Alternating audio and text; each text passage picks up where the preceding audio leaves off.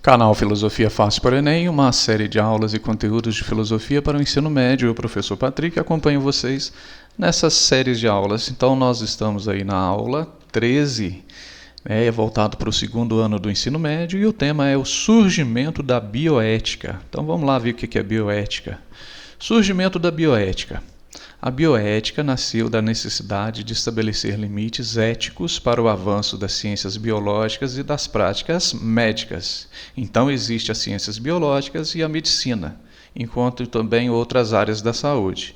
E a bioética, ela vem como um pensamento para estabelecer limites morais e éticos para essa ciência, para essas práticas médicas de saúde também. Ela surgiu após episódios históricos de abuso em pesquisas, buscando proteger a dignidade humana contra a instrumentalização tecnológica. Então, a bioética ela é recente, aí, acho que ela não tem nem 50, 60 anos, pelo menos aí conceitualmente, mas ela veio para quê? Para acabar com os abusos que existiam antes. Por exemplo, as pessoas que tinham demência mental, deficiência mental, que eram considerados loucos, né? Olha para você ver. Então, essas pessoas, por exemplo, eram submetidas a terapia de choque. Então, se colocavam na cabeça daquela pessoa, no corpo, fios, né? E era conduzido eletricidade no corpo para quê? Para fazer uma terapia. Aquela pessoa sofria, sentia muita dor, entendeu?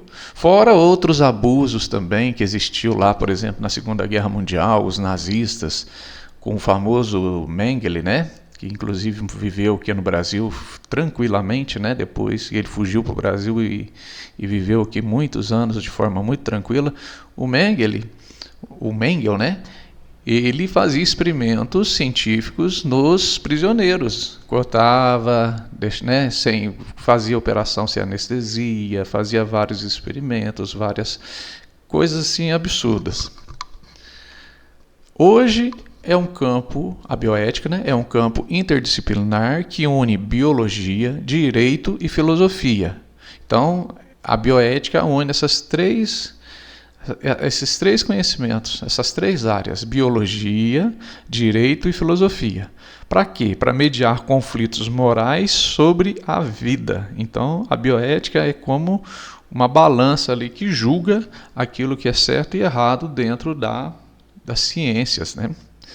O princípio da autonomia. Este princípio garante que o paciente tem o direito de decidir sobre o seu próprio corpo e tratamento, desde que devidamente informado.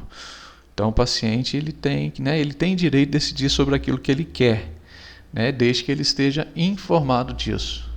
Por exemplo, uma pessoa que está num estado final de vida, ela tem uma doença de que não existe recuperação, e ela fala: eu não quero morrer dentro de um hospital, eu quero morrer junto com a minha família, eu quero morrer com meus amigos, eu quero morrer em paz, não quero morrer dentro de um hospital. Então a pessoa decide isso, né? E ela tem autonomia para isso? Tem, entendeu? Geralmente eu acredito que tenha, porque é um direito que a pessoa tem de sabendo daquilo os limites que ela tem, daquilo que ela pode fazer. Então existe sim uma autonomia. Ele exige que o uso do consentimento livre e esclarecido, respeitando a liberdade de escolha e os valores individuais de cada pessoa. Então, se a pessoa escolhe, mas ela é esclarecida sobre isso, é uma escolha da pessoa e pronto. A autonomia transfere o poder de decisão do médico para uma relação de parceria e respeito mútuo com o paciente. Então, a autonomia é isso, é respeitar o direito do paciente. Se ele quer ser tratado de um jeito, se ele quer fazer determinada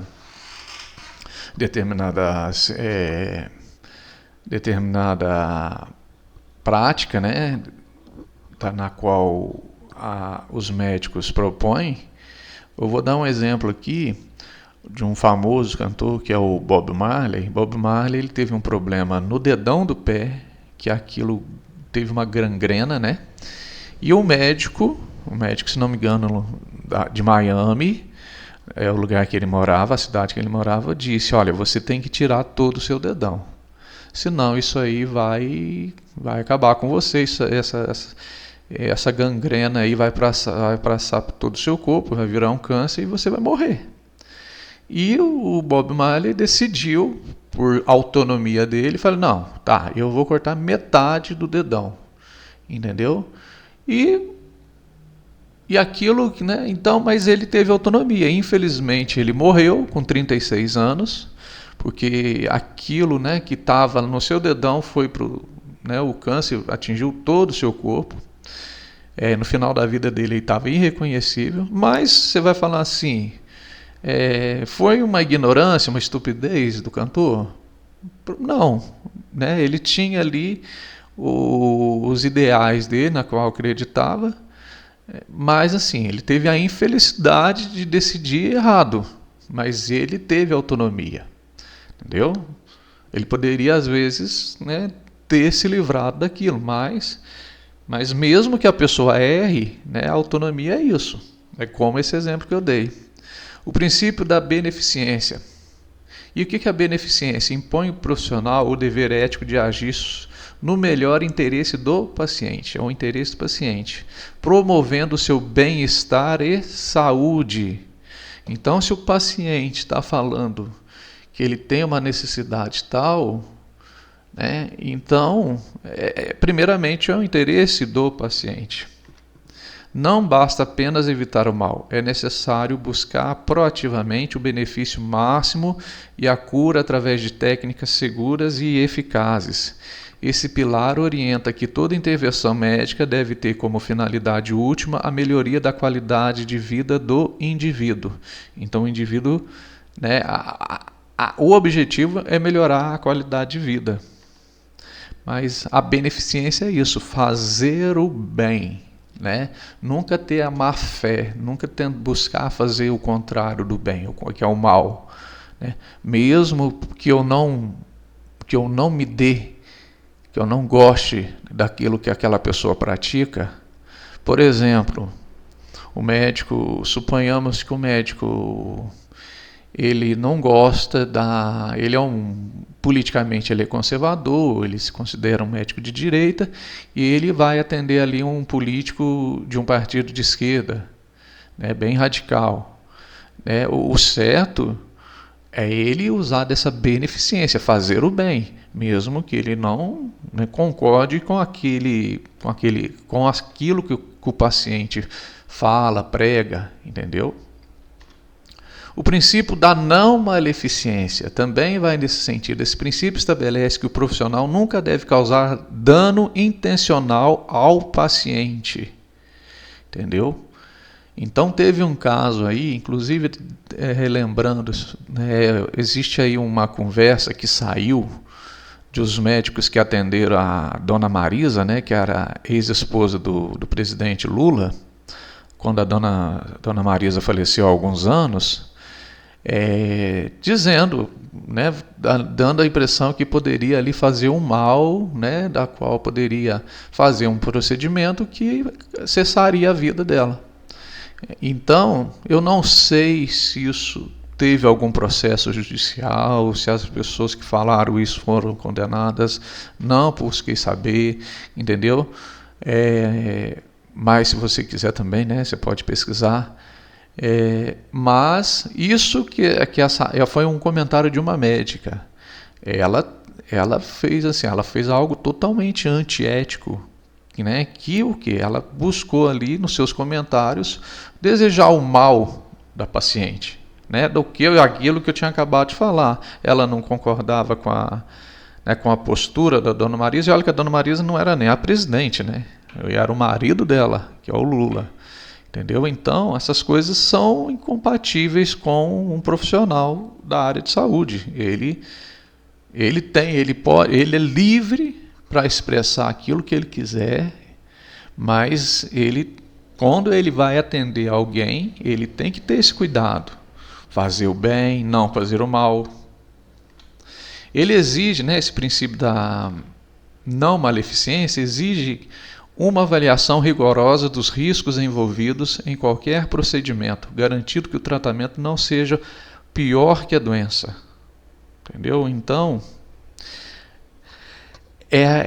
o médico vai falar assim, olha, existe esse risco, né, mas tudo buscando ali fazer o melhor tratamento. Existem esses benefícios, existe essa possibilidade tal, entendeu? Mas assim, é sempre em busca de fazer o bem. A não maleficência é um limite fundamental que impede a aplicação de terapias inúteis, dolorosas ou experimentais sem garantias. Por exemplo, terapias inúteis que não vão resolver nada, entendeu? Suponhamos, a pessoa está com uma doença, vai lá, ela está com uma doença terminal e o médico fala assim, agora, né, no final você vai tomar 5 litros de água por dia, entendeu? Mas para que você vai tomar 5 litros de água? Não, para você, para você melhorar o seu organismo. Suponhamos, isso é só uma suposição, uma teoria doida, mas que assim que o médico ele passe uma terapia da qual esse paciente tenha que tomar 5 litros de água por dia, sem comprovação científica, tipo aquilo lá. Então, não existe, tipo assim, não se comprova que beber 5 litros de água vai fazer o melhor, vai ter uma cura para esse paciente que tem essa doença tal. Então, é uma terapia inútil.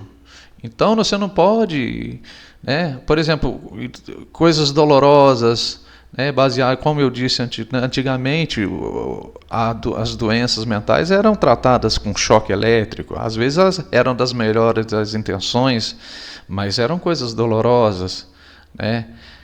Então, e experimentações sem garantias, remédios, vacinas, experimentos, né? Existem aí coisas que não têm um valor científico, né?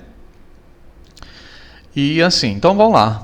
Não maleficência é evitar causar dano deliberadamente ao paciente. Evitar. Princípio da justiça também. O que é o princípio da justiça?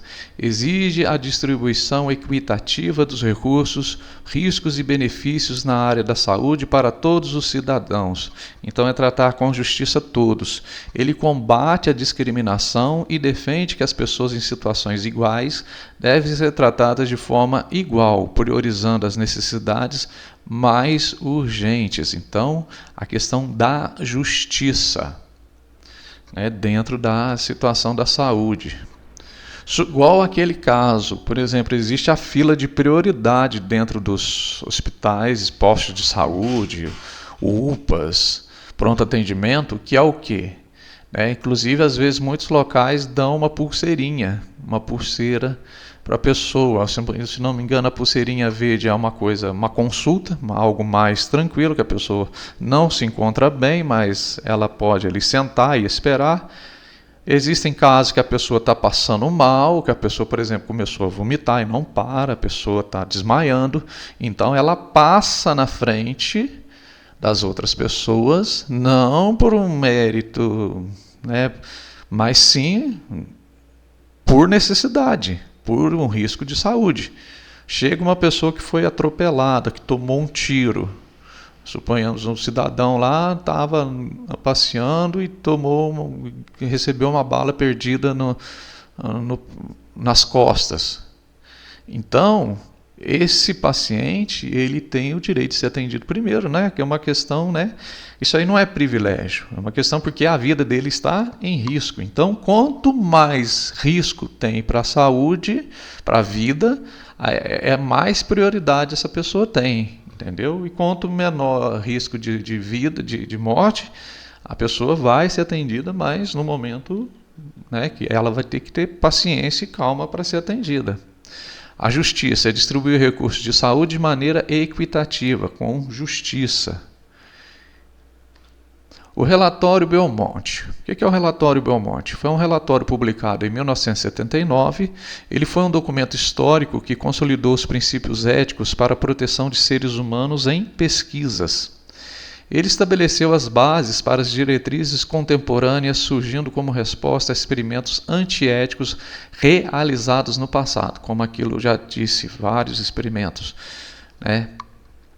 Por exemplo, antigamente lá o dentista não arrancava os dentes da pessoa sem aplicar anestesia. Mesmo que às vezes tivesse acesso ali, a pessoa às vezes machucava, né? Mesmo com todo tipo de dor, mesmo assim, é outro exemplo que eu estou dando, né? Então, esses procedimentos, né, que aconteciam no passado, que de certa forma são antiéticos. Esse relatório é o marco que transformou a ética em pesquisa em exigência legal e moral rigorosa em todo o mundo. Então, além desse pensamento ético, ela se torna aí um marco legal. Não é, ela deixa de ser teoria, mas assim, ela passa a ser uma exigência, como se fosse uma lei em todo o mundo, né, para proteger a vida das pessoas. Olha lá, o relatório Belmonte, de 1974 a 78. O relatório Belmonte apresenta os princípios éticos considerados básicos que deveriam nortear a pesquisa biomédica com seres humanos. O princípio do respeito às pessoas, o princípio da beneficência, o princípio da justiça. Ok? A gente vê aqui, né, o Belmonte Report, princípio.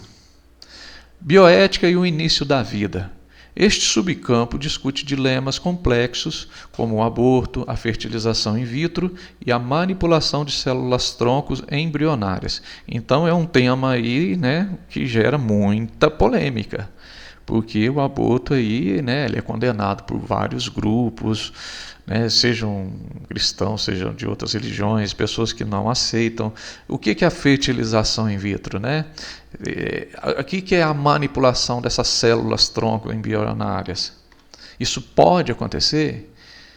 O debate centra-se em definir o estatuto moral do embrião e equilibrar os direitos reprodutivos com a proteção da vida potencial. Então, né, surge uma vida. E essa pessoa, esse embrião, ela tem direitos? Entendeu? Ela tem direito à sua vida? A continuar ali na gestação? Ou é uma decisão, por exemplo, que a mulher toma? Você está vendo como é complicado? Né? É algo assim extremamente delicado. Então, a bioética aplicada ao início da vida busca parâmetros que respeitem tanto a ciência quanto as diversas visões religiosas e filosóficas. Então, é uma área ali delicadíssima, entendeu? Então, assim, por quê? Tem pessoas que se colocam a favor do aborto em determinados casos. Por exemplo, quando há uma gravidez de uma criança, quando há uma gravidez de risco. Inclusive, existe muita legislação aqui no Brasil e em outros países que permitem o aborto em casos assim de violência. Então, mas tem pessoas também, existem grupos que não aceitam de forma alguma, né, em hipótese nenhuma, a questão de tirar a vida daquele embrião. Né, que eles falam, que eles acreditam que aquilo é um pecado moral, é um pecado gravíssimo, é como se fosse um assassinato. E outras pessoas entendem que não. Tá vendo? É difícil. Bioética e o fim da vida. As discussões sobre o fim da vida abordam temas como a eutanásia, o suicídio assistido e cuidados paliativos para pacientes terminais. Então, também é outro tema super delicado, né, que acaba com, assim, acaba tendo muita discussão, muitos problemas, porque a eutanásia o que é? Né? A eutanásia é a pessoa que decide conscientemente dar fim à sua vida, porque ela, por exemplo, ela tem uma doença terminal que não tem cura e ela está sofrendo muitas dores. Ela quer ali ter a ajuda médica, né, para acabar com aquele sofrimento. Cuidados paliativos também, né, com pacientes que são terminais. O foco reside no conceito de morte digna, morrer dignamente, questionando até que ponto a tecnologia deve prolongar a vida quando não há mais chances de cura. Por exemplo, existem pessoas que morrem, né, que estão ali vegetando, e existem os aparelhos que mantém aquela pessoa em coma, mas só que não existe ali uma chance, uma possibilidade de evolução daquele quadro. Então o que se faz? Desliga os aparelhos, entendeu? Mas e outras pessoas que precisam, que às vezes têm chance de vida, têm chance de sobreviver, e aquela pessoa está ocupando aquele lugar dentro de um hospital, e aquela pessoa não tem possibilidade nenhuma de cura. De novo, é um tema delicadíssimo, né? A bioética. Busca-se então evitar a distanásia, obstinação terapêutica, e garantir que o processo de morrer seja respeitoso e livre de sofrimento inútil. Então, muitos pacientes também falam assim: olha, eu queria morrer de forma mais digna, eu queria morrer perto da minha família, né, já que não tem cura. Esses dias mesmo, eu estou falando aqui de julho de 2026, acho que, se não me engano, algumas semanas atrás, teve uma reportagem de um rapaz que tinha câncer de estômago, já avançado, e ele decidiu fazer o seu próprio velório, né? E seu próprio velório em vida, né? Claro. E ele levou grupos de samba, levou todos os seus amigos, familiares, pessoas que ele gostam, né, fez uma grande festa, ele, né, com cantores, com tudo aquilo que ele queria. E sei que passou um mês, e é perto de hoje, ele faleceu, entendeu? Então isso aí, de certa forma, a gente vê aí, né, como que ele queria morrer. Entendeu? E tantas pessoas que às vezes não têm a opção de fazer isso aí. Acaba ali dentro aí, em cima de uma cama de hospital, longe da família, longe dos amigos, morre ali sozinho, morre, você entendeu? Então, está vendo como que é uma situação realmente complicada? Então a bioética, né, vai falar de várias coisas, de assuntos super complexos, e, né, sobre a vida, sobre o início da vida, o fim da vida, sobre aquilo que é certo e errado dentro do campo da medicina, da saúde. Né? Por exemplo, todos os profissionais de saúde, eles têm que estar ali de acordo com a ética profissional. Ok? E é isso.